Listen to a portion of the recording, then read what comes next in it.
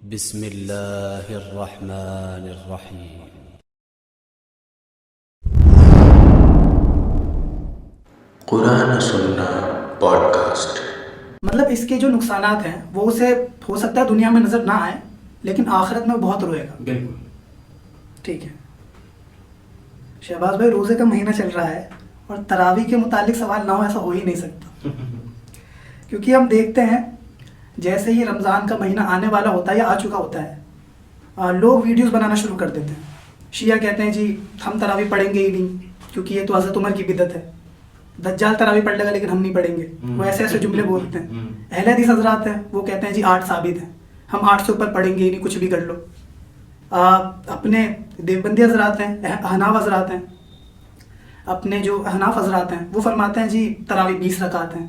تو یہ اتنی کنفیوژن کیوں ہے اس تراویح کے مسئلے پہ کہ تراویح 8 ہیں، 20 ہیں، حتیٰ کہ 36 تک امام مالک کے یہاں وہ لوگ پڑھتے ہیں، 36 رکعت تراویح۔ تو اس میں ایک عام مسلمان کے لیے کیا آپ کی طرف سے کیا کہیں گے اسے یار موقف ہاں، تو اس میں ایک عام مسلمان کے لیے رہنمائی کے لیے آپ کی طرف سے کیا موقف ہے کہ اس کے لیے آسانی کیسے پیدا ہو؟ کیونکہ ہم نے اپنی مسجدوں میں دیکھی یہ چیز کہ بہت سارے حضرات 8 رکعت پڑھ کے پتلی گلی سے نکل جاتے ہیں، تو ایسا کیوں ہے؟ اس پہ رہنمائی فرمائیں۔ دیکھیے، آپ نے کہا احناف پڑھتے ہیں 20 رکعت، آپ نے کہا اہل حدیث پڑھتے ہیں 8 رکعت، آپ نے کہا شیعہ کہتے ہیں کہ ہم پڑھیں گے ہی نہیں چاہے کچھ بھی ہو جائے کہ حضرت عمر کی بدعت تھی۔ سب سے پہلے اس کا روٹ، جو تراویح کا روٹ ہے نا، یہ بات سچ ہے۔ اگر کوئی شخص کہتا ہے کہ بھائی ہم سنت پر عمل کر رہے ہیں اللہ کے رسول کی، تو صرف وہ 3 دن تراویح پڑھے، اس کے بعد وہ تراویح نہ پڑھے جی، کیونکہ اللہ کے رسول نے 3 دن پڑھائی تھی، اس کے بعد اب آ جائیے آپ حضرت عمر رضی اللہ تعالیٰ کی طرف۔ اللہ کے رسول نے فرمایا تم پر میری اور میرے خلفائے راشد کی سنت لازم ہے۔ لازم جی۔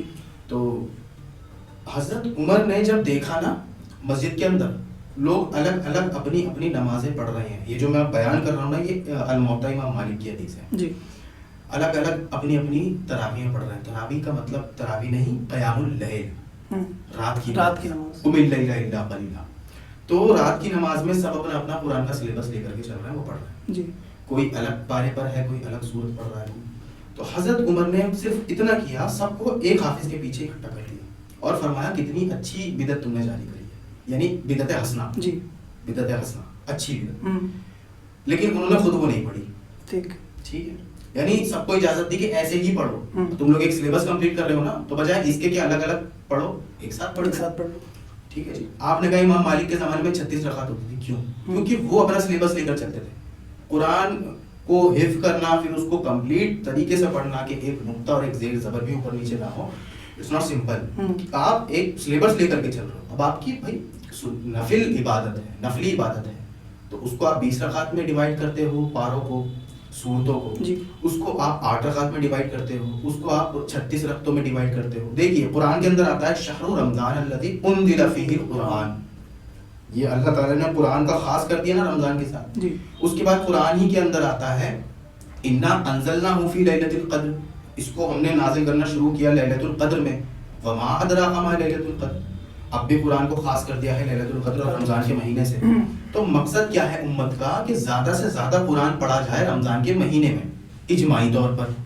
تو اجماعی طور پر جب قرآن پڑھا جا رہا ہے، ڈزنٹ میٹر کہ وہ 36 رکعتیں ہو رہی ہیں، 20 ہو رہی ہیں یا 8 ہو رہی ہیں، اگر مجھے میرے علاقے میں قریبی 8 ملیں گی تو میں 8 پڑھ لوں گا، کیونکہ مجھے اپنا قرآن کمپلیٹ کرنا ہے، سننا ہے، جی، مقصد ہے قرآن کو حاصل کرنا۔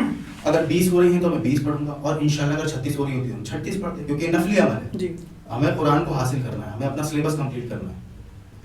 20 رکعت کے ساتھ 27 دن میں اگر قرآن کمپلیٹ ہو رہا ہے تو بے شک آپ وہاں جائیں۔ تو یہ اصل میں مسئلہ ہے، آپ اس میں تفرقے میں نہ بٹیں۔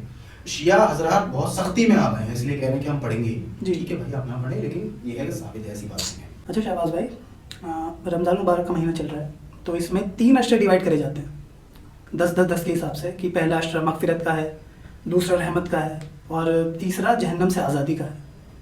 تو یہ مغفرت والا جو اشرہ چل رہا ہے، اس کے لحاظ سے ایز اے مومن ہمیں کیا کرنا چاہیے؟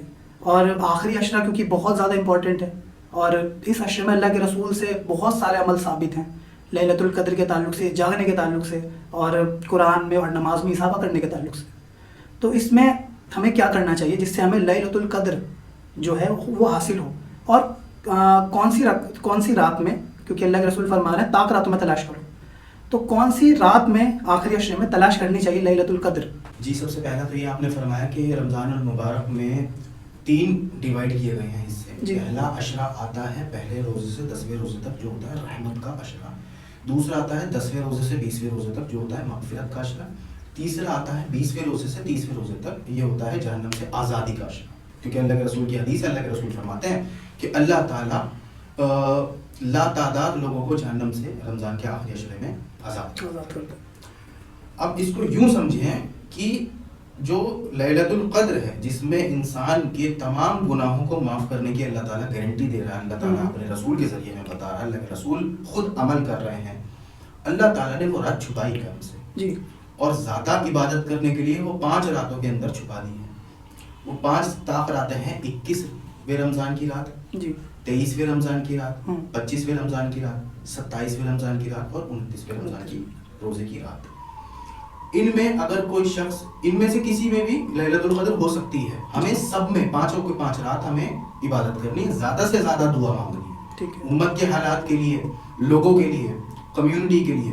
ہمارے جو تفرقے بٹے ہوئے ہیں، ہمارا فرقے ہوئے پڑے ہیں ہم اس وقت، ہمیں اکجا ہونے کے لیے امت پر اللہ تعالیٰ رحم فرمائے. اس وقت ہم بڑے مصیبت کے اندر گھرے ہوئے ہیں، اللہ تعالیٰ ہماری مصیبتوں کو کم کرے. ان چیزوں کے لیے دعا مانگے، مغفرت مانگے، اللہ تعالیٰ سے رحمت مانگے. قرآن کے اندر آتا ہے کہ تنزل الملائکۃ والروح فیہا بإذن ربہم من کل امر.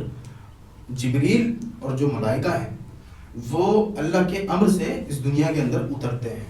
سلام یہ حتیٰ مطلع الفجر، یہ فجر تک سلامت رہتی ہے رات. تو اگر آپ فرشتے کو عمل کرتے ہوئے، مغفرت مانگتے ہوئے، روتے ہوئے، گڑ گڑاتے ہوئے مل گئے اور یہ عمل آپ کا اللہ تک پہنچ گیا تو آپ کی مغفرت ہے، پچھلے اگلے سارے گناہ معاف ہیں انشاءاللہ. یہ اللہ کے رسول نے ہمیں گارنٹی دی ہے. اور یہ رات وہی رات ہے جو سال میں ایک ہوتی ہے. شب برات اس کی 2nd 3rd کاپی ہے. اوریجنل جو رات ہے جاگنے کی، عمل کرنے کی، عبادت کرنے کی، وہ ہے لیلۃ القدر جو رمضان کے آخری طاق راتوں میں سے ایک رات آتی ہے. شہباز بھائی، تمام سوالات لگ بھگ مکمل ہو گئے ہیں اور سوال و جواب کے اس سیشن کو یہیں پہ ہم ختم کرتے ہیں. انشاءاللہ جو باقی سوالات ہیں وہ دوسرے سیشن میں ہم کنٹینیو کریں گے انشاءاللہ. تو اللہ تعالیٰ سے دعا ہے جو بھی یہاں پہ بات چیت ہوئی اس پر اللہ سبحانہ و تعالیٰ ہمیں عمل کرنے کی توفیق عطا فرمائے. آمین. سبحان ربک رب العزۃ عما یصفون وسلام علی المرسلین والحمد للہ رب العالمین. وما علینا الا البلاغ المبین. صدق اللہ العظیم.